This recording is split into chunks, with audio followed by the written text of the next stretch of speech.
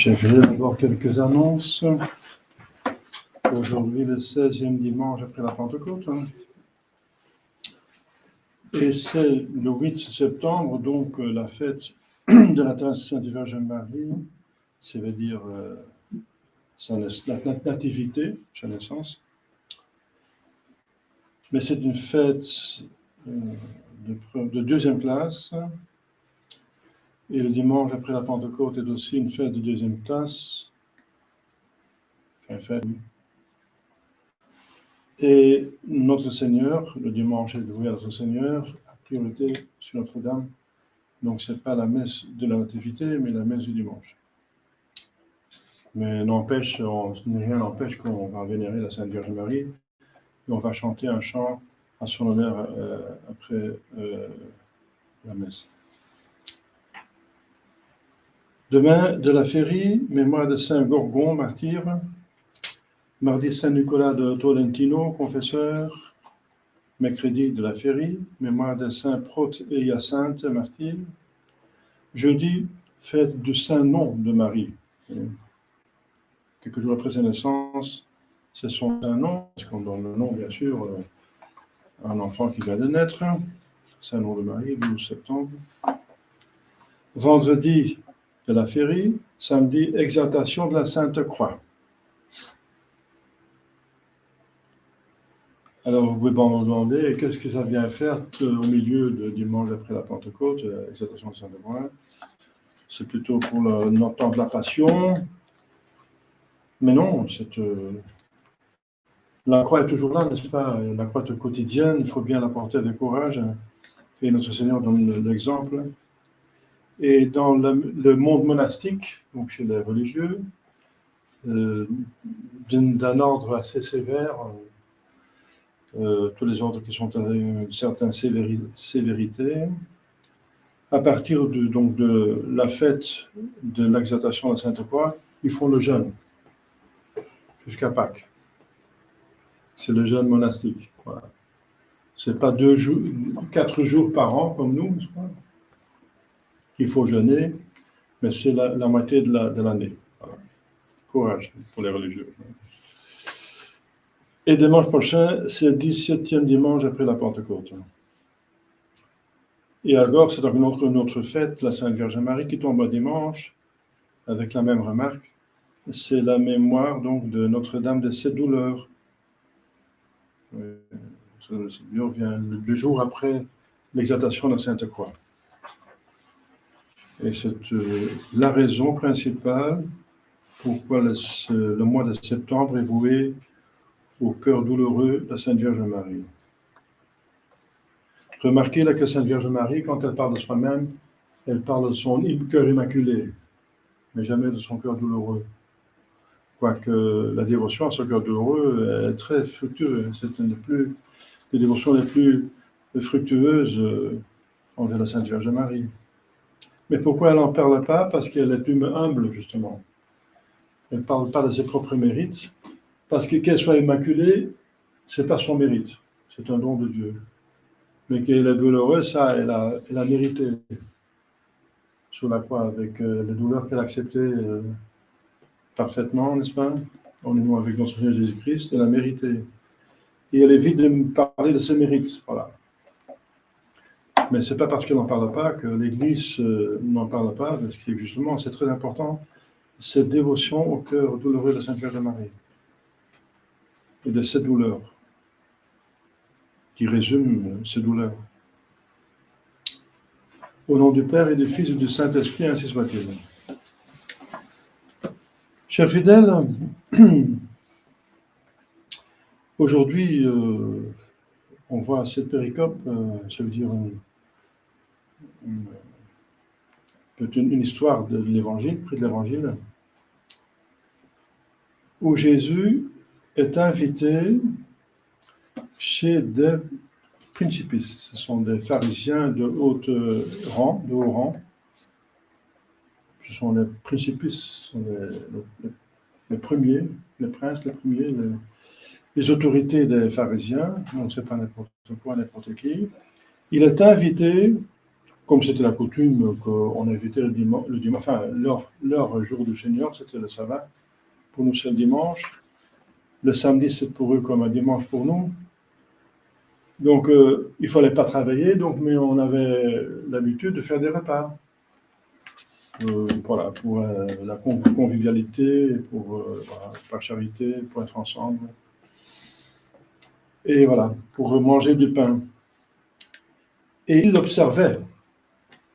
Donc, il a été invité, pas par charité, mais pour l'observer, parce qu'il était envieux. Il ne s'était pas intéressé par la vérité, par cette religion, n'est-ce pas, que Dieu avait organisée, la rédemption, la venue du Messie. Ils ne s'étaient pas intéressés, ils s'étaient intéressés à tenir leur place. Il avait une place d'honneur, de pouvoir, de luxe, d'honneur, voilà, de richesse, etc.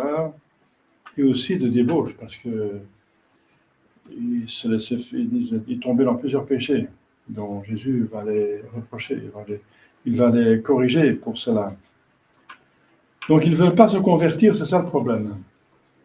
Et Jésus, il insiste, il est là pour justement amener les gens au ciel, et pour ça, il faut se convertir, parce qu'on a tous des mauvaises tendances.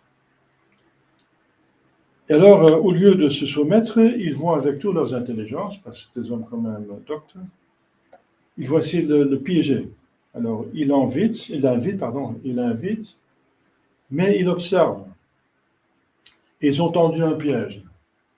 Ça veut dire un hydropique, un malade, n'est-ce pas, une maladie grave, qui se trouvait devant lui. Mais il n'entre pas comme ça, n'est-ce pas? S'il entre, c'est qu'il était invité. Pourquoi on a invité un malade et se mettre devant Jésus? Eh bien, vous savez, c'est parce que justement, Jésus va les prendre là-dessus. Il pose la question à eux, parce qu'eux sont les docteurs officiels de la morale, de la théologie morale et dogmatique. Ce sont les scribes, les théologiens de l'époque. Donc, ils devraient savoir réponse à toute question convenable.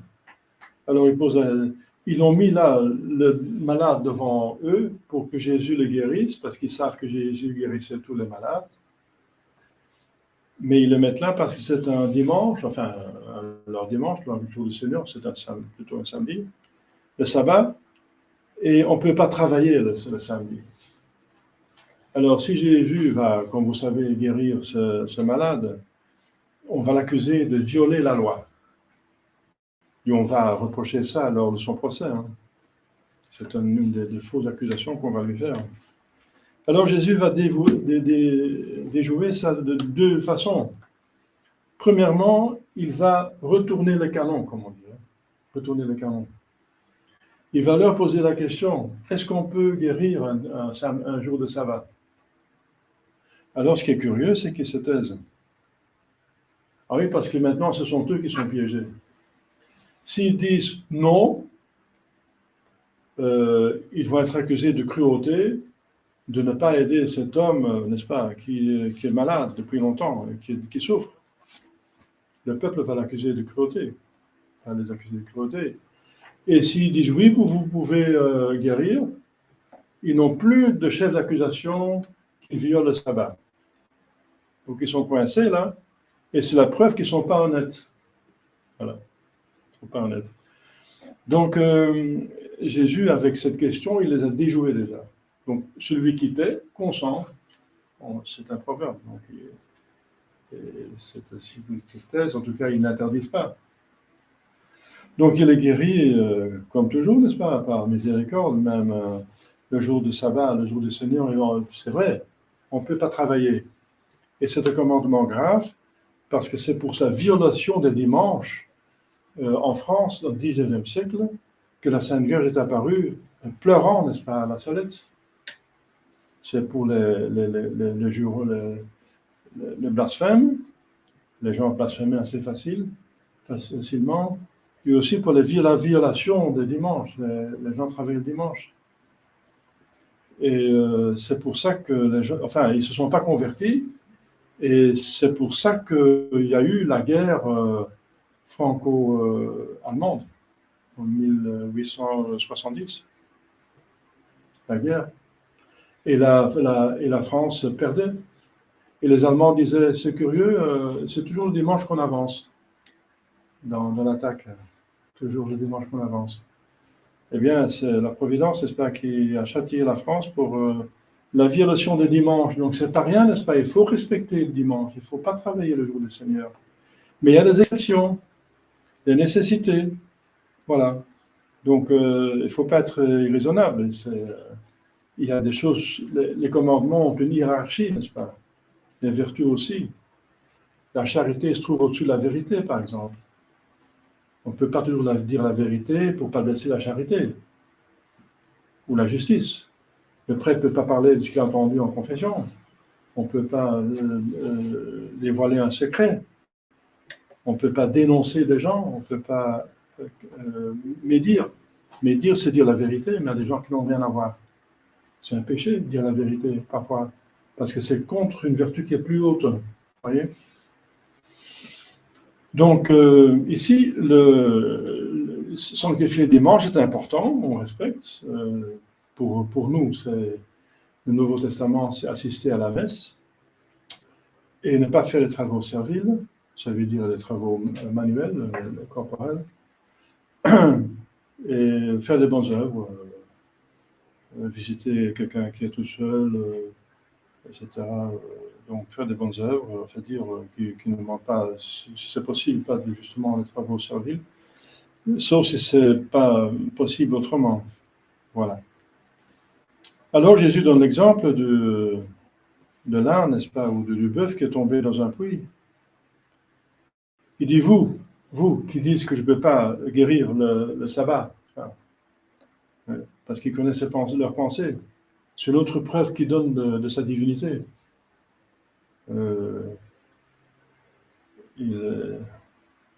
Parce que le texte dit respondens, mais il ne disait rien, il pensait, donc il répondait à leurs pensées. Alors, qui de vous, quand un âne ou un bœuf tombe dans un puits, et là l'animal, eh bien, c'est une menace pour sa santé, ou bien il va mourir tout simplement, ça dépend de la gravité de la chute. Alors, qu'est-ce qui ne va pas sortir même un jour de sabbat? Tous. Eh bien, sortir un bœuf de sa situation menaçante pour la santé et pour sa vie, ça, tout le monde le fait, mais pour aider un homme, n'est-ce pas? Un homme qui a infiniment plus de valeur qu'un animal, je ne pourrais pas le faire. Vous voyez l'hypocrisie, n'est-ce pas? L'injustice. Donc, il cherchait des prétextes pour condamner notre Seigneur Jésus-Christ par envie, n'est-ce pas, par jalousie. Et alors, Jésus n'a pas seulement retourné le canon 2 fois, n'est-ce pas? Une fois par poser la question, et une autre fois par donner un exemple, ce qu'eux-mêmes ils font. Donc c'est évident qu'il peut guérir le sabbat et tout le monde devrait le faire. Si ce n'est pas possible de le faire en semaine, et, voilà. Il ne faut pas le faire attendre encore un jour, il faut le guérir directement s'il est gravement malade, si on peut le faire. Justement, on ne va pas attendre pour appeler un docteur le lundi, si on est gravement malade ou un accident le dimanche. On ne va pas attendre le lundi pour appeler l'ambulance. Il n'y a personne qui fait ça, n'est-ce pas? Alors, c'est évident. Alors, il va retourner le canon 2 fois et encore une 3e fois ici.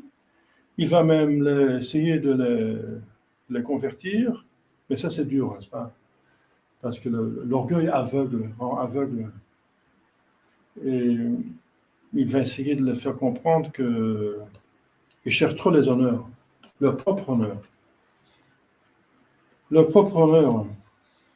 Alors bien sûr, tout le monde aime l'honneur, son honneur. Il y a même des gens qui meurent pour l'honneur. C'était le problème des duels, n'est-ce pas? Dans les temps barbares. C'est l'Église qui a arrêté les duels, mais c'est souvent pour l'honneur. Il y a aussi des guerres qui ont été faites pour l'honneur. Alors, l'honneur, c'est la connaissance publique de l'excellence de quelqu'un. On veut être connu comme excellent. Alors, Alors, vous voyez la chose. Donc, est-ce qu'on est excellent? Il faut être sincère. Il ne faut pas mentir et tromper les autres. Il faut pas... Justement, c'est l'humilité qui montre la vérité. Bien sûr, tout le monde a une certaine excellence. Pour commencer, vous êtes homme, vous avez une âme immortelle, etc. Tout le monde a des vertus, des capacités, des talents. Tout le monde a ses talents, donc certaines excellences. Mais alors, la gloire, c'est la connaissance publique de cette excellence. Donc, il faut que les autres le sachent. Voilà. Et qu'ils me rendent honneur, qu'ils m'estiment. Voilà. Et là, moi, je sens bien, alors. Voilà. C'est mon ego qui est flatté, voilà, vous. Voilà. Est-ce que c'est chrétien, ça? Non, justement, parce que ça gonfle l'égoïsme et l'orgueil, et c'est très dangereux. C'est en considérant son excellence que le diable est tombé, Lucifer. Il a considéré sa propre excellence, qui excellait, n'est-ce pas, au-dessus de toutes les autres créatures. Donc, il était excellent dans l'intelligence et le pouvoir. Mais il est tombé en adoration de sa propre excellence. Il a rejeté Dieu, n'est-ce pas, pour se faire Dieu soi-même. Ouais. Et ce n'est pas le seul. Domitien, par exemple, l'empereur Domitien, il s'est proclamé Dieu, parce qu'il avait un pouvoir extraordinaire. Ça lui est monté à la tête, et il s'est proclamé Dieu. Il ne pouvait pas empêcher d'avoir un rhume, n'est-ce pas, le lendemain. Quel Dieu c'est. Mais là, il ne pense pas. Il ne voit que leur excellence, et puis il la gonfle, et il oublie tout le reste, même le bon Dieu, n'est-ce pas. Donc c'est un mensonge, l'orgueil. Donc la gloire propre est liée à l'orgueil, n'est-ce pas, et nourrit l'orgueil. C'est une plus grande source d'orgueil. Et l'orgueil, c'est la chute, n'est-ce pas. Si on est orgueilleux, on va tomber tôt ou tard dans la main de Satan, ça c'est sûr. Il a un pied à terre. Donc il faut absolument empêcher ce pied à terre de démon en s'appliquant toute sa vie à l'humilité. Toute sa vie. C'est un effort à faire parce que nous avons une tendance naturelle, de nature des chutes, bien sûr, par les péchés originels, à l'orgueil, à exagérer notre propre excellence. Bien sûr, il y a des exceptions, il y a des gens qui sont en complexe des minorités, ça c'est autre chose, mais à part ça, n'est-ce pas? Et pour guérir ça, il ne faut pas les rendre orgueilleux non plus. Il faut leur dire la vérité. Vous avez des talents. Tout le monde a des talents. Il ne faut pas dire que vous êtes rien, vous ne pouvez rien, etc. Parce que l'humilité n'empêche pas, au contraire, c'est la vérité, n'empêche pas la vérité. Et l'humilité n'empêche pas de voir ses talents, mais elle les voit dans la juste mesure, et elle voit qu'on les ont reçus de Dieu, et qu'il faut rendre grâce à Dieu pour cela. Et que c'est la gloire de Dieu qui compte sur terre. Donc la gloire du chrétien, c'est la gloire d'être en état de grâce et d'aller au ciel. C'est ça, c'est la gloire qu'il reçoit de Dieu. Et ensuite des hommes, éventuellement, dans le ciel, parce qu'il ne va jamais recevoir la gloire d'être honoré par le diable, n'est-ce pas, par les damnés. Hein. Donc notre gloire à nous, c'est la gloire que nous recevons, que nous fabriquons pas par nous-mêmes. Ça, c'est trop dangereux. Mais que nous recevons et que nous méritons vraiment de Dieu et des saints. La Sainte Vierge Marie est honorée. Qu'elle était l'exemple de l'humilité extraordinaire. Elle est honorée au-dessus de toutes les créatures, à part notre Seigneur Jésus-Christ, qui finalement est Dieu en même temps que créature. Donc, et c'est ça que notre Seigneur Jésus dit à la fin, celui qui s'humilie, voyez la Sainte Vierge Marie, il va être exalté. Ouais, elle est couronnée reine du ciel, au-dessus des anges. Et elle reçoit le pouvoir et la connaissance de Dieu pour s'occuper de toutes les créatures et de la rédemption. Elle s'occupe de tout le monde par l'intelligence et le pouvoir de Dieu. Donc, elle est honorée d'une manière extraordinaire. Donc, elle a la gloire la plus haute. Pourquoi? Parce qu'elle s'est humiliée elle-même. Vous voyez la chose? Et si vous avez compris ça, vous allez aimer l'humilité et même les humiliations. Parce qu'il n'y a pas d'humilité sans humiliation. L'humilité grandit en acceptant les humiliations. Et les humiliations sont parfois injustes, mais si vous êtes humilié injustement, regardez, pour toutes les fois que vous êtes exalté de manière injuste, pour vous réparer. Et finalement, par les péchés mortels qu'on a fait éventuellement, on mérite tous l'enfer. Alors, on ne mérite pas aucune gloire, rien. Celui qui a été d'un péché mortel ne mérite rien. Ce qu'il mérite, c'est l'enfer. Qu'il se fasse convertir le plus vite possible. C'est pour ça que c'est insupportable, l'état de péché mortel. Insupportable. Vous avez droit à aucun respect, n'est-ce pas? En état de péché mortel, vous avez droit à aucun respect. Comment respecter le diable, quelqu'un damné, n'est-ce pas? Si on ne se convertit pas des péchés mortels, on mérite l'enfer, c'est tout. Il n'y a pas de respect dans l'enfer.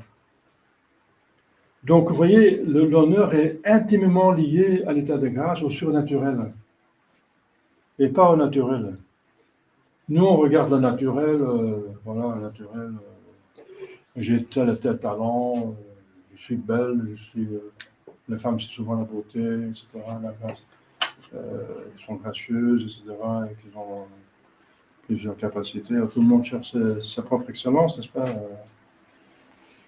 Eh bien, en comparaison avec le niveau surnaturel, c'est infiniment moindre. Ça ne vaut pas la peine.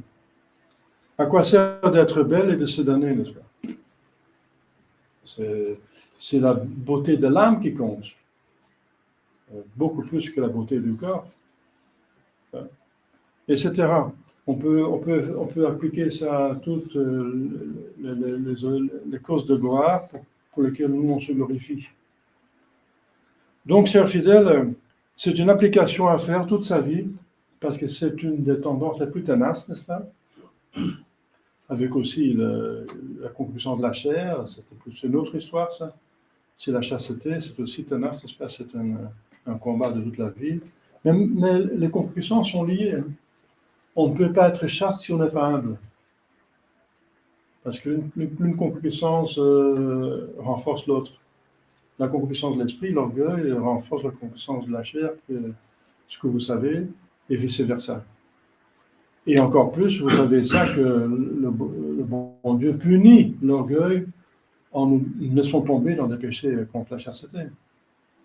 C'est en punition, n'est-ce pas?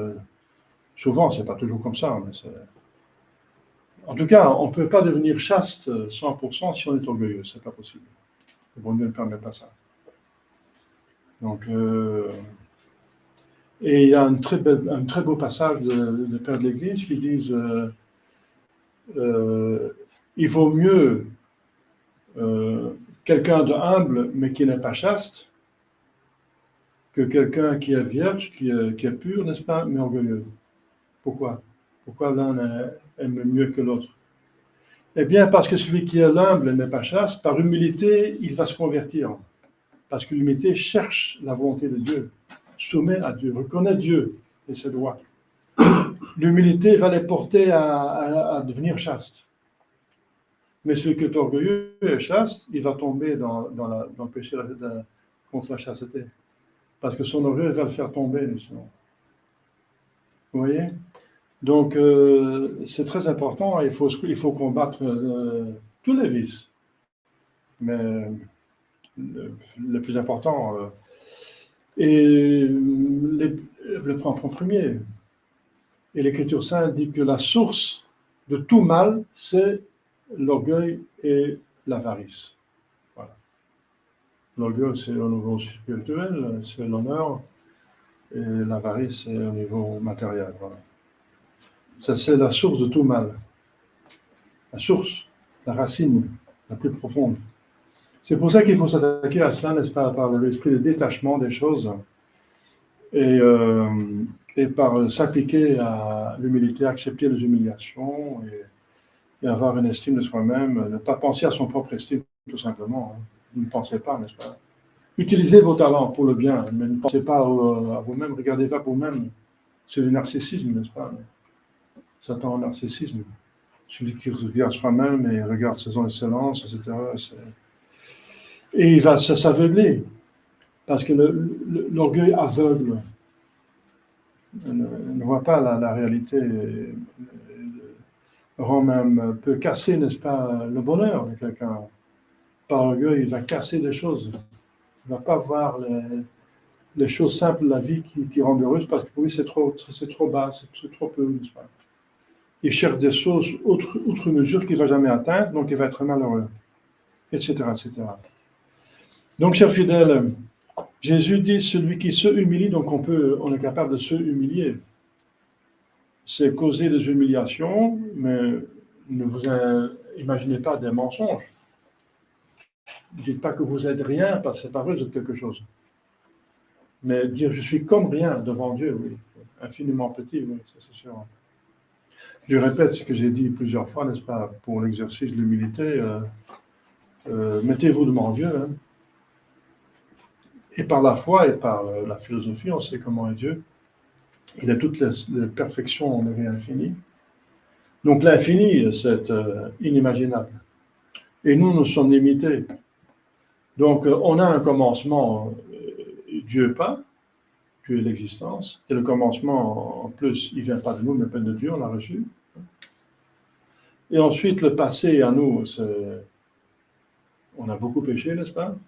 Si on a fait du bien, c'est avec les dons de Dieu, avec le corps et l'âme qu'on a reçu de Dieu, avec la volonté libre qu'on a reçue de Dieu, on fait du bien avec sa grâce.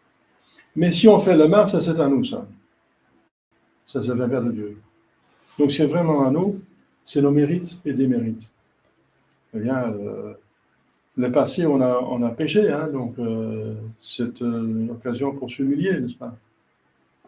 Pour voir, c'est pas excellent, au contraire. C'est très mauvais, n'est-ce pas? Et c'est pour devenir très petit devant Dieu, n'est-ce pas? Et regardez sa miséricorde, parce que Dieu veut bien nous faire du bien, si on regrette les péchés. N'est-ce pas? Donc, vous voyez comme Dieu est bien, alors. Est bon, infiniment bon, qui nous sorte, qui veut bien nous sortir des péchés. Et notre avenir, comme je viens de dire, c'est le ciel. Voilà. Et le ciel, on ne peut pas l'atteindre par soi-même non plus. Donc le but, pourquoi nous existons, on ne peut pas l'acquérir avec ses propres moyens. Donc encore une raison pour s'humilier. On a absolument besoin de la grâce. Donc prier, etc., s'appliquer aux vertus, ici l'humilité, user les sacrements, sacramentaux, la dévotion. Je vous ai invité au premier samedi, vendredi du mois, etc. Heureusement que la plupart de vous prient le chapelet, n'est-ce pas? Ça, c'est très bien. Quelqu'un écrit le chapelet, il se sauve, hein, c'est sûr. Mais encore, voilà, il faut grandir, n'est-ce pas? Il faut voir. Eh bien, celui qui s'humilie sera exalté. Eh bien, se humilier, c'est principalement méditer sur ce que je viens de dire. Mon présent, c'est que je suis infiniment petit envers Dieu, puisque Dieu est infiniment grand, par rapport à lui, je suis infiniment petit. Allez, essayez de vous imaginer ce que c'est infiniment petit. C'est tellement petit qu'on ne peut pas s'imaginer, puisque c'est infini. On ne peut pas l'imaginer l'infini. Donc si vous considérez comme une petite poussière, c'est encore trop en comparaison avec Dieu, c'est encore trop grand. Parce qu'une petite poussière, ce n'est pas infiniment petit. Donc voilà. Donc allez-y, hein. Donc méditez ça, et c'est la vérité, hein. Ce n'est pas une imagination pieuse, c'est la vérité. Nous sommes infiniment petits devant Dieu. Vous avez jamais pensé à ça? C'est l'orgueil qui nous empêche de penser à ça. Eh bien, il faut s'humilier, il faut méditer là-dessus. Tout en sachant que, pour ne pas devenir dépressif, Dieu, de plus qu'on s'humilie, de plus que Dieu va nous exalter jusqu'au ciel, jusqu'à devenir Dieu avec lui, de participer à sa divinité. C'est ça la bonne nouvelle. À condition que nous nous humilions, c'est lui qui va donner la gloire, pas nous. C'est pas nous qui nous donnons la gloire. La gloire doit venir de Dieu, elle va venir de Dieu. Si nous, il faut s'humilier. Si vous voulez la gloire, humiliez-vous. C'est ça le chemin. Et ça, c'est le secret de la chrétienté, du christianisme, de notre Seigneur Jésus-Christ. C'était inconnu par les philosophes païens, ce chemin. Qu'il fallait s'humilier pour trouver l'honneur. Il n'a jamais trouvé ça. C'était Dieu qui devrait nous le révéler. On était aveuglés par l'orgueil, on ne voyait pas ça. Aveuglés. Et il fallait que Dieu nous montre le chemin, n'est-ce pas? Bien regarder le chemin que la Sainte Vierge a fait. S'il s'humilie, allez, méditez là-dessus, que vous êtes infiniment petit, n'est-ce pas? Vous allez vous perdre. Et ne jamais atteindre la petitesse que vous êtes devant Dieu. Parce que c'est une différence infinie. La même chose pour le passé, le péché. C'est pour les péchés mortels que vous avez faits, même s'ils sont remis, mais vous avez quand même commis. Donc vous êtes capable de le faire. Et ce n'est pas encore par bonté infinie de Dieu que vous êtes débarrassé de ça. Alors le péché mortel, c'est quoi? Eh bien, c'est un mal infini. C'est pour ça que ça mérite l'enfer infini. Humiliez-vous que vous étiez capable de faire des péchés mortels. Et remerciez le bon Dieu qui vous a pardonné. Et ensuite, pour l'avenir, vous vous rendez compte que vous êtes incapable d'aller au ciel par vos propres moyens. Incapable. Donc, militez sur ces trois choses, le présent, le passé, l'avenir, fondamental de votre vie.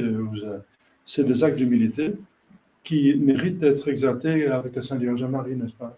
N'ayez pas peur. Le plus que vous mettez sur votre humilité en présence de Dieu, de plus que vous allez voir qu'il est bon, n'est-ce pas? Il vous a créé, il vous a pardonné et il vous donne le ciel. Et c'est ça que vous allez voir plus clair si vous considérez comme vous êtes. Vous êtes infiniment petit, il vous a créé, vous n'êtes rien de vous-même finalement. De vous-même, vous n'êtes rien. Si vous êtes quelque chose, c'est par Dieu que vous êtes quelque chose. Rien. C'est encore moins qu'infiniment petit. Et voilà. Donc, méditez là-dessus, n'est-ce pas? Ça, c'est la manière de trouver la gloire. Les gens qui sont si portés pour trouver la gloire, leur propre gloire, eh bien, qui s'humilient, n'est-ce pas? C'est le seul chemin. Il n'y a pas d'autre chemin. Parce que si on se glorifie soi-même, on tombe dans l'orgueil, et l'orgueil, ça perd, ça nous damne. Et dans l'enfer, il n'y a plus de gloire, il n'y a rien. Il n'y a que de mépris.